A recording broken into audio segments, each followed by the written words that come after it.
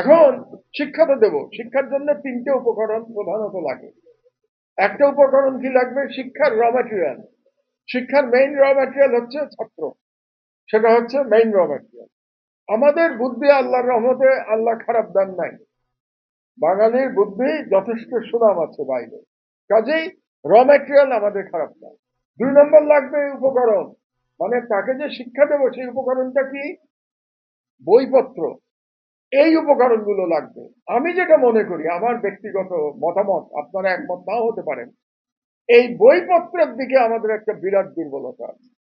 আমাদের নিজস্ব বইপত্রের সংখ্যা অত্যন্ত কম, আমাদের এখানে বইপত্র কম লেখা হচ্ছে। কাজেই যারা স্কলার তাদের প্রতি আমার আহ্বান থাকবে আরো বেশি বেশি করে বইপত্র লিখবার জন্য, যাতে করে ছেলেদের জন্য আমরা এই উপকরণটার ব্যবস্থা করতে পারি। এবং বইপত্র বলতে শুধুমাত্র সাহিত্যের বইয়ের কথা বলছি না, যে শুধু বাংলা ইংরেজি বই লেখা হবে তা না। ইঞ্জিনিয়ারিং এর বই লেখা হবে, মেডিকেল সায়েন্সের বই লেখা হবে, টেকনোলজিক্যাল বই লেখা হবে, সব রকম বই লেখার সক্ষমতা আমাদের থাকতে হবে। আর 3 নম্বর হলো শিক্ষক। তাহলে আমার দরকার কি কি?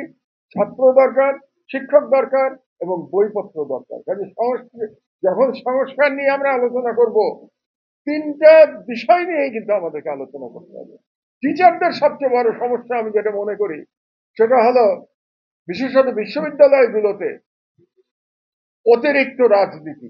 শিক্ষকরা যদি রাজনীতির ঊর্ধ্বে উঠতে না পারেন, তাহলে তিনি প্রকৃত শিক্ষক হতে পারবেন না।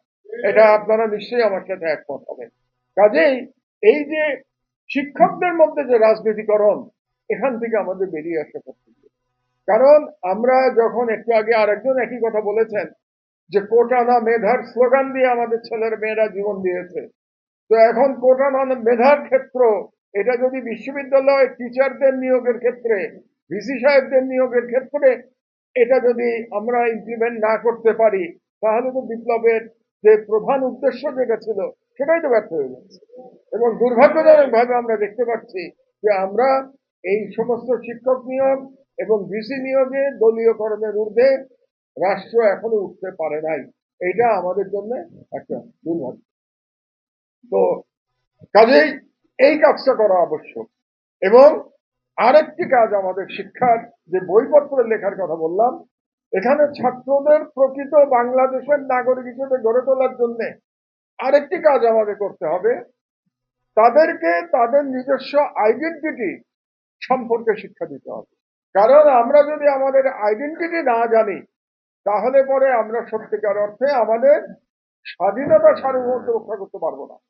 কারণ আমি ব্যক্তিগতভাবে বিশ্বাস করি যে শুধুমাত্র যে আন্দোলন যেটা হয়েছিল, জুলাই বিপ্লব বলি, আমি সবসময় এটাকে বিপ্লব বলে এসেছি, জুলাই বিপ্লব যে হয়েছিল সেটা কেবল একটা ফ্যাসিস্ট সরকারকে সরানোর বিপ্লব হয় নাই, সেটা বিদেশি আগ্রাসনের বিরুদ্ধেও একটা বিপ্লব ছিল।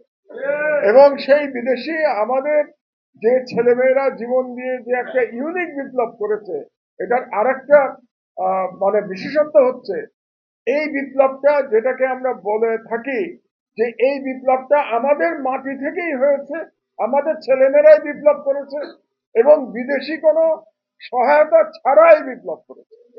এবং এটাই সব থেকে বড় মহত্ব এই বিপ্লবের, যে এই বিপ্লব থেকে কোনো বিদেশি শক্তি এসে 30 বছর পরে বলতে পারবে না তোমাদের এই বিপ্লবটাতে আমরা সমর্থন দিয়েছিলাম। যেমন স্বাধীনতা নিয়ে একটি বিশেষ দেশ সবসময় বলে 71-এর স্বাধীনতা আমরা করে দিয়েছিলাম, কাজেই তোমাদের আমাদের কাছে কৃতজ্ঞ থাকতে হবে।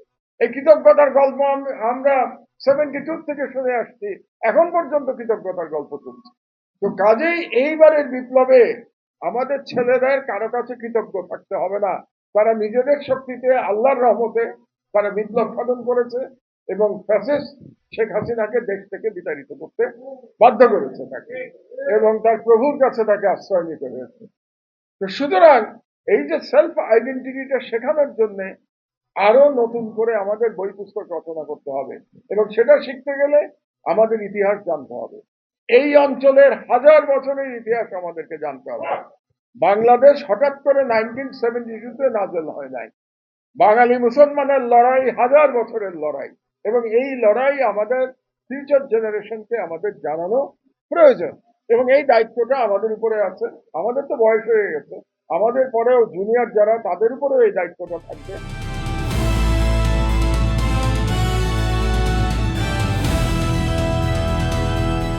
দিনাজপুর টিভি, মানুষের জীবনের কথা বলে।